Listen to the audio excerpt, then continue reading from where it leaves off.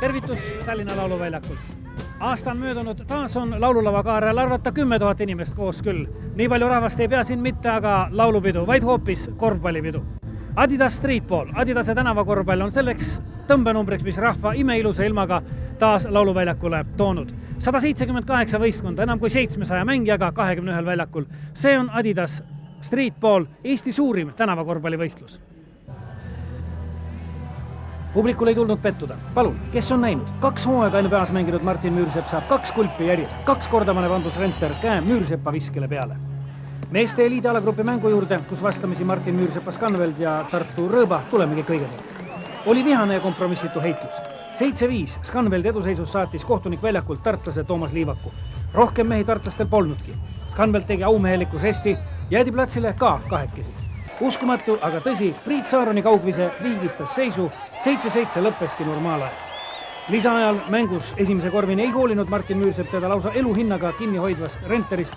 Selle otsustava korvi ta pidi tegema, 8-7 võit andis alagrupi võidu ja soodsama paigutuse turniiri otsustavaks ringiks Scanveldile. Et ei tekiks väära ja ühekülgset ettekujutust, kordan, mängud käisid 21 väljakul, ümber laululava. Peaväljakule pääsesid vaid välja valitud. Lavatagustest mängudest ja võistlusklassidest peatuksime noortel, kellel seekord ka uhkelt kõlav auhind mängus nii 1979. aastal sündinud tüdrukute kui poiste võitjad võistkonnad sõidavad septembris Pariisi, esindama Eestit Adidase ülemaailmsetel tänavakorvpallivõistlustel. Tüdrukute võistkondi napib, nagu tavaliselt, vaid 4 neid oligi, naiste võistkondi veel vähem 3. Tallinna Žirahv mustades särkides tuli viimast kohtumist Tartu kõva 3-ga juba peaaegu Pariisi sõitjatena mängima. 2 võitu käes, tartlanadel aga 2 kaotust. Pealegi Liina Kallassalu hüppeliiges ei lubanud tal platsile tullagi, kõvast 3 jäi viimaseks mänguks väljakule kõva 2. Muidugi tulid Tallinna tüdrukudki mängima kahekesi. Ja ega nende võidus kahtlust polnudki, 10-3 võit ka seekord. Pariisi sõidavad Kerli Kostla, Siiri Liivandi, Kaili Kukumägi ja Kerdu Arbet. Poiste finaal peeti aga peaväljakul. Vastamisi teineteist läbi lõhki tundvad Tallinna poisid Sops heledates särkides ja Rio. Sops läks kiirelt 6-1 ette, eriti resultatiivselt tegutses Kristo Reinumäe. Siis aga järgnes Raul Kõivu võimas sool, 3 korvi järjest ja vahe vähenes 6-4. Enam Rio kiirustades tehtud visked ei tabanud, raskemaid olukordi takistasid Sopsu poisid vigade hinnaga, aga neid oli veel vähe, vabaviskeid ei järgnenud. 26 sekundit enne mängu lõppu saatis Sopsu Andero Keronen vabaviskest veel 1 palli korvi. 7-4. Ja kuidas Rio poisid ka ei üritanud, korve enam selles finaalis ei visatud. Pariisi sõidab Sops ja Kristo Reinumäe, Mart Uue-Hendrik, Andero Keronen, Ivo Uibukant. Põhirõhk oli Pariisi sõidul. Oma sõbrad on ka muidu väga raske mängida. Mõneks ajaks pidid eliidimehed peaväljaku mängudele vaheaja tegema. Suure rahva ees võistlesid kindla käega kaugviske. Proovis ka Kuusmaaga ei jõudnud finaaligi, võimsa efektse lõpu tegi finaalis 34-aastane Teet Lipp. Korvpallurite seltskonnas teada tuntud mees, kes mängib Eesti meistrivõistlustel küll hoopis esiliigas ehitustööriista meeskonnas. Ta tabas kõik 3 viimast viset, lõpuks 9-4 ja liidrikoht. Gert Hendriksoni 9-3 oli tõrjutud teiseks. Viimane sõna jääb öelda Kaido Seivil. 6 esimest viset on tehtud, tabanud 2 korral, 6-2 ja viimaselt positsioonilt siis 3 viset veel. Ei lähe, 7-2. Võimalus on siis veel vaid jõuda samale järjele nagu Teet Lilgi, kui tabab 2 viimast. 8 vise läheb, 8-3. Irvhambad nöögivad kõrvalt, viska lauapõrkega läheb 2 eest, saad võidu. No näis, kuidas Kaido Seilil õnnestub keskenduda. Ta ei kiirusta, teeb kätte õpitud harjunuks saanud sammu vasakule, aga vise ei lähe. Niisiis 9-3 ja see tähendab, et kaugvisete võistluse on võitnud Teet Lill. Kuidas see omal võistkonnal läks? Omal võistkonnal läks vähe kehvemini kui endal, aga kuskil peal osa võtma. Siis pidigi selle võistluse peale rõhuma. Muidugi ka väljas visata on ka üksega kunst, sest ruumitaju on ju hoopis teine kui võimlas või kodusaalis. Eks ta pärast õnneloos ole, jah? Aga nüüd ütleme väljas, ega on õnnestunud vahel visata ka? No kui korv on kuskil ja üritus on, ikka visatakse peale. Pallimäng on iga asja juurde, iga peo juurde.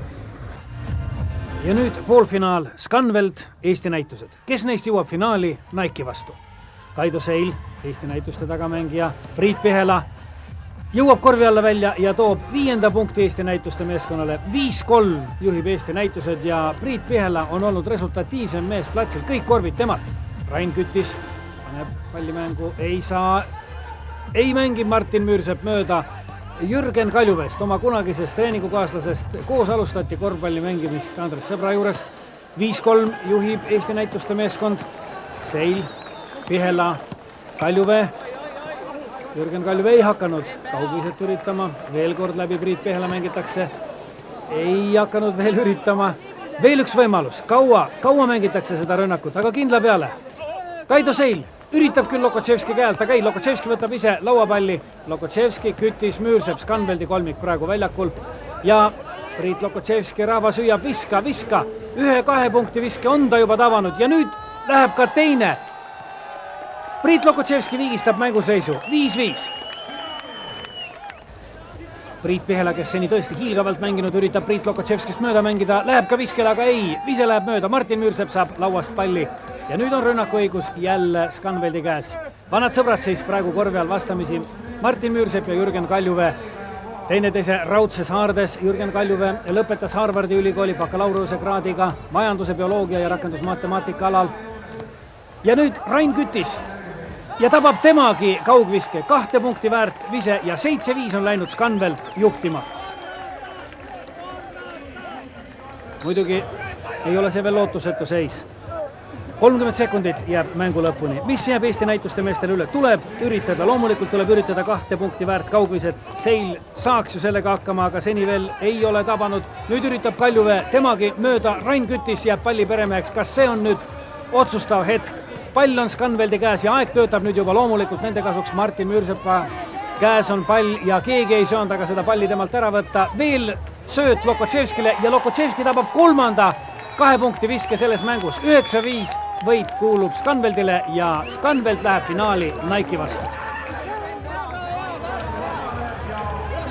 Müürsepp ei olnud probleem, minu meelest siin tehti palju 3 punkti viskeid ja mul on Müürsepa trikid teada juba nagu vanast ajast peale, nii et aga ta on küllaltki võimas mängija siiski. Lauas jäin vist alla natuke ja rünnakul, kui ta meid kaitses, ei olnud seda vanad aegade särtsu, mis mul kunagi oli. Finaaliks ei taha prognoose teha, aga kui nüüd juba Müürsepa meeskond Scanvelt finaalis on? Tähendab, ma arvan, Scanvelt võidab ära, et seal ei ole mingit küsimust üldse, see on nagu päev selge. Seal ei ole üldse, tähendab, ei ole mõtet prognoosida üldse midagi. Aga nüüd endast ka rõõm näha jälle Eestimaal. Kas nüüd päriselt Eesti mees jälle? Nojah, ma olen olnud 2 kuud tagasi ja ma arvasin, et mis ma seal Manhattanil ikka istun, et kui siin keegi Eestit ehitama ei tule, et siis kes siis ehitab, kui kõik tolmu jalge alt ära pühivad. Enne finaali Kütis eestlast tegi meeled kuumaks tonkamise pealtpanemise võistlus ja eeskätt Chris Moore'i ilmumine. Ameerika pallikoolitusega mehelt võis oodata arvestatavat konkurentsi Müürseppele, aga kõigepealt ilu ja efekti. Seda jätkus 17 punktiga, maksimaalsest 20 hinnati tema üritust. Aga teine katse, häda ja õnnetust. Küll keerulisem trikk, aga pall ei taba ja et esimene katse oli nurja juba läinud, vaid ühe ebaõnnestumise saab reeglite järgi heastada. Niisiis, see oli nurjunud katse ja publiku lemmik pidi finaalipääsu lootused maha matma. Ei jõudnud finaali 2 parema hulka ka Kaido Seil, aga suhteliselt lühikese tagamängija õnnestunud etteaste jäi rahvale hästi meelde.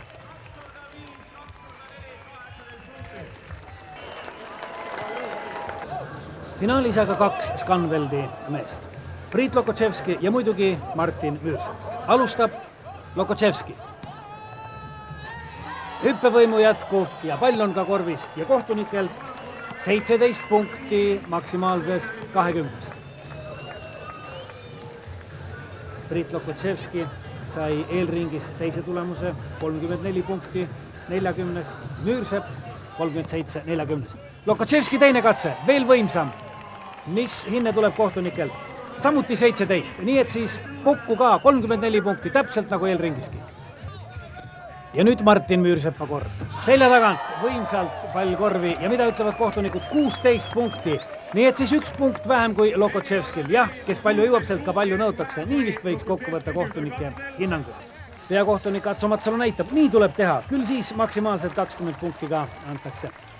Martin Müürsepp proovib kas minna tonkamisele, kui pall lauast põrgata lasta. Ei, see ei olnud veel katse, manitseb ka publikut. Kohe tuleb õige üritus. Ja nüüd läheb Martin Müürsepp. Enam-vähem nii, nagu Atso Matsalu näitaski. Ja kohtunikud hindavad seda katset täpselt ka nii, nagu oodati. 20 punkti, maksimaalselt 20 punkti. Ja Martin Müürsepp on võitnud tonkamisvõistluse 36 punktiga.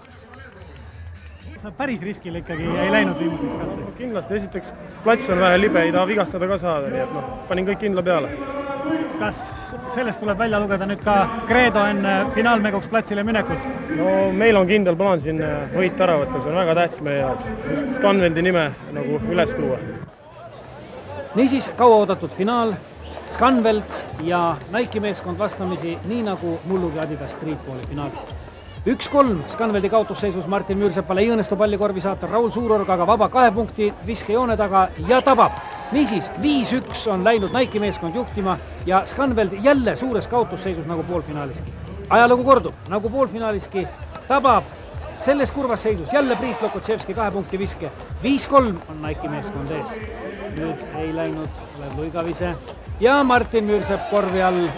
Seal ei ole raskust enam palli korvi saata. 5-4. Scanveld on jõuliselt vähendanud kaotusseisu. Martin Müürsepp korvi all, nüüd Raul Suurorg tema vastu ja Martin Müürsepp mängib jälle Raul Suurorgu üle. Mänguseis on viigiline, 5-5 ja 2,5 minutit veel mängida. Tair Tenno üritab minna paremalt äärelt, võitleb korvi all, mis võitleb, aga pall korvi ei lähe, viga tehakse tema vastu. Tair Tenno on tõesti visalt üritanud, kuigi oleks ehk võinud rohkem mängu lahti harutada. Korvi alt on pööraselt raske praegu punkte saada, kui korvi all ju ikkagi selline jõud vastastel nagu Martin Müürsepp. Aga Raul Suurorg jääb hetkeks vabaks, on korvi alt kaugemale tulnud ja Raul Suurorg viib Nike'i meeskonna juhtima 6-5. Hästi veab Martin Müürsepp söödoga üle vabaks jäänud Rain Kütise ja Rain Kütis tabab nii nagu poolfinaaliski 2 punkti viske. Ja nüüd on Scanveld läinud juba juhtima 7-6. Martin Müürsepp saab palli vahelt ära lõigatud ja võitleb ka põrandal ja pall jääb Scanveldi meeskonnale. Tõesti, see oli väga ilus võitlus. Scanveldi meeskond juhib 7-6 ja mingil määral töötab aeg tõesti nende kasuks, kuigi praegu paar minutit jääb mängu lõpuni. Siin võib veel kõike juhtuda. Scanveldi meeskond otsib rünnaku võimaluse muidugi ikka ja jälle läbi Martin Müürseppa. Kas läheb? Jah, aga seal tehakse Martin Müürseppale viga. Ei ole veel vigade limiit täis. 26 sekundit jääb mängu lõpuni. 6. viga Scanveldi. Alates 8. veast järgnevad vabavisked. Veel kord Tair Tenno üritab Gert Hendriksoni vastu. Ja jälle tehakse Tair Tenno vastu viga. See on siis Scanveldi 7. viga. Ja 7 viga on teinud ka Nike'i meeskond. 17,5 sekundit mängu lõpuni. Timeout on nõupidamise aeg. Nõu on veetud, Indrek Ruudul on kõik selge, pall tuleb korvi saata ja tabab 2 punkti vise viiks ju ette, kuid pall keerutab korvirõngast välja ja nüüd on pall jälle Scanveldi meeskonna käes. Nüüd on trumbid nende kätes.